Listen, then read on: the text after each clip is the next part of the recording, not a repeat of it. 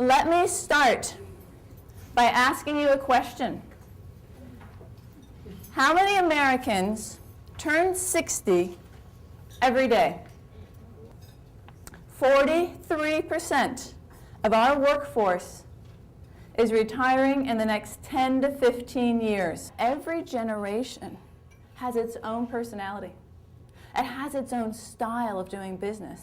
It has its own ways to be motivated and its own ways of expecting things. And if leaders in our society aren't aware of that and don't motivate according to that, we're going to be in big problems. You need to know the language, the culture, and the history of each generation so that you can become effective. Otherwise, you're going to kind of come in as the blind American, like we all do, and you're going to kind of change things.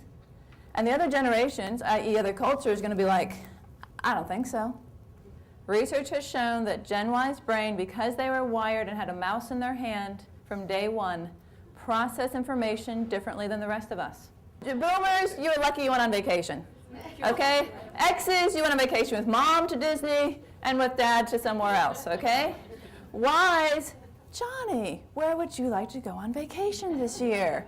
Okay, they were raised to have a voice, they were raised to get involved in conversations, and they don't understand why it's not happening in the workplace. Y's care nothing about the money at this point, about the status, about the privilege. What they care most about is an experience.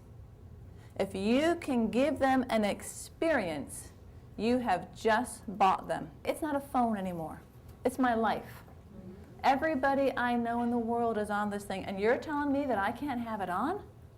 It's like, just, slip my wrist now, please. I mean, seriously. Okay, that is how a Y will react. Okay?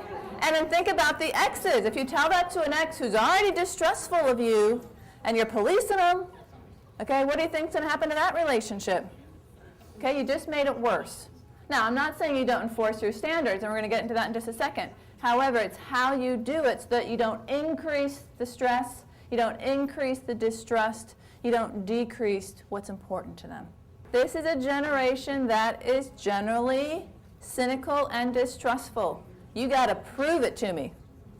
Okay? And again, if you're thinking about military, you're trying to sell someone on a new thing in the hospitals, that X is going to be back against the wall with their hands crossed, their feet crossed, before they will even let you have access to sharing the idea.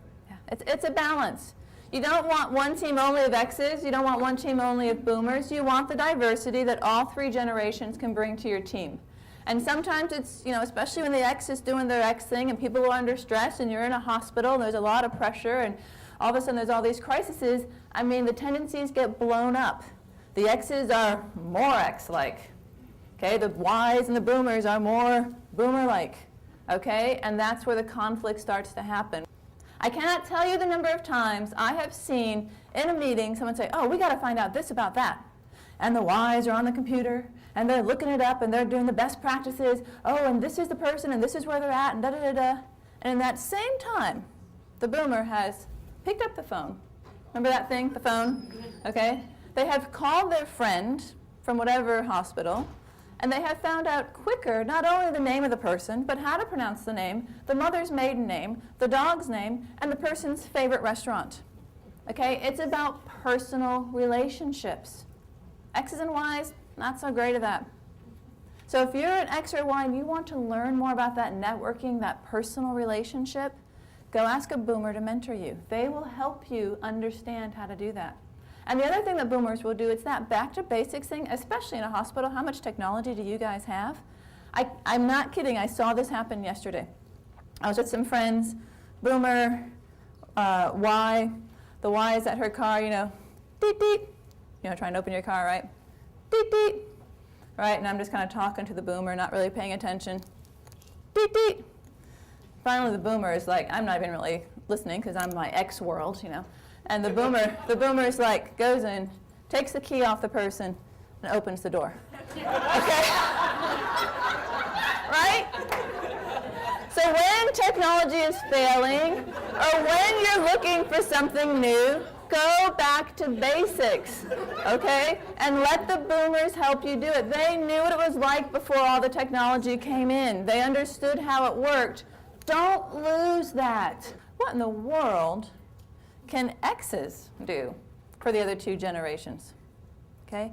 They are all about focus. And what do the Ys have to teach us? Technology. And I don't mean the hard drive, okay? I mean this is a generation that can see things that the rest of us cannot even imagine. They saw the iPad before the iPad was even out.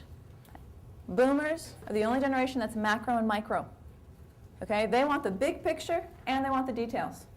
They want the big picture, here's what we're doing. Of course, excited, enthusiastic, let's get together and talk about it. Let's work it out as a team. And then they will go into the micro details. So they're the only generation that can handle both sides of it. How do boomers like to interact? Face to face. Okay, so if you're an X or a Y and you need to meet with a boomer, suck it up. All right? Go have a coffee. Let me kind of explain how it goes. So beginning of a relationship, right? Hi, I'm Ann, Gen X. And I go through this list of all the things that I prefer when it comes to management. Here's how I like to communicate. I like email. I like it to be fast, bullet points preferably concise. To me, a deadline 5 o'clock on Friday really means 5 o'clock on Thursday. Okay? To me, I have about 70% of my energy I can put toward this right now because I've got all this other stuff on my plate. You go through communication, you go through expectations, you go through all those things on the handout.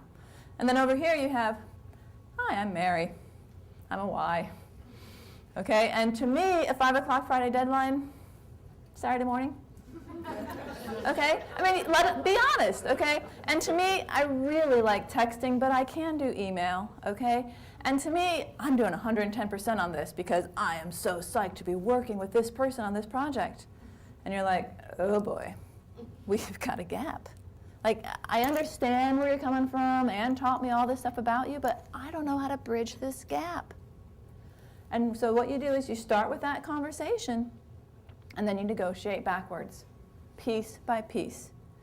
Who knows the platinum rule? Do unto others as they want to be treated. It's very un-boomer-like. Okay? In other words, speak their language. If you're in Russia, you speak Russian. If you're in France, you speak French. And if you're talking to an X, you speak X. And if you're talking to a Y, you speak Y. If you want to sell them something, they got to be listening to you. You got to speak their language so that they start to trust you, especially an X. They start to listen to you, and then they'll follow you forward. Otherwise, they are going to tune you out faster than you can say Gen X and Gen Y.